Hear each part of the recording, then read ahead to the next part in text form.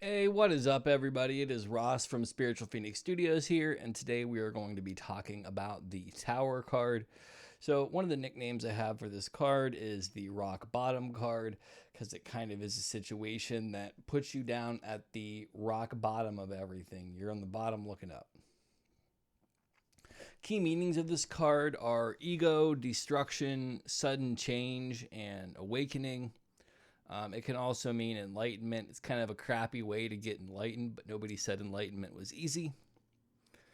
Reversal, it can indicate oppression, cataclysm, and unnecessary suffering.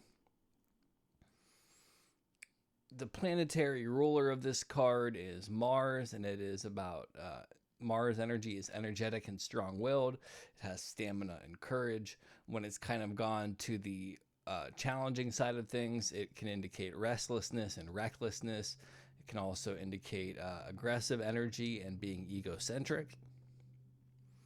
The element associated with this card is fire, as you can see it on the card. Generally, this would indicate highly motivated, strong vitality, strong enthusiasm, adventurous, dynamic energy, and you can apply that to the problems of these situations. Numerology 16 can represent unhealthy demands and the lack of willpower, leading to loss of control. When this card comes up in a reading about home, it can indicate an abrupt change, a move that doesn't happen, or delays in projects. In relationships, this can indicate an exposed secret, changing old behavior, an intense attraction that creates a little chaos. So it might not necessarily be bad in relationships all the time. In career and money, it can be an ousted leader, reorganizing a business, a person in power, making tough decisions. And that's one of the things that's important to understand about all of these cards. Context really matters. So while this card can be challenging in lots of ways, it's not always necessarily a quote unquote bad card. There's a lot more going on than we might want to look at times. Self-reflection.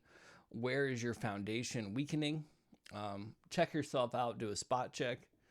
Self-reflection. Where can you practice surrender?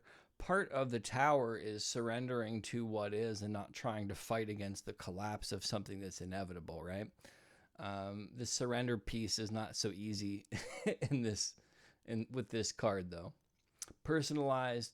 When have you pushed too hard for an outcome only to have it collapse? I misspelled two there.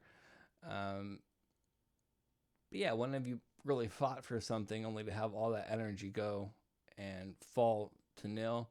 And then when has your own arrogance led to humility? When has your ego kind of humbled yourself by the consequences of said ego? Cards that are linked to this, the Chariot card comes up. I would also add the Magician and the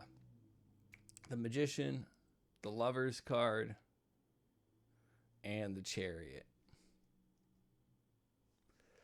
And back to the basics of the Tower. The Tower is really about this situation or event that destabilizes everything and causes those who are impacted by it to look up from the ground at what was and then hopefully come up with better ways of navigating these situations in the future.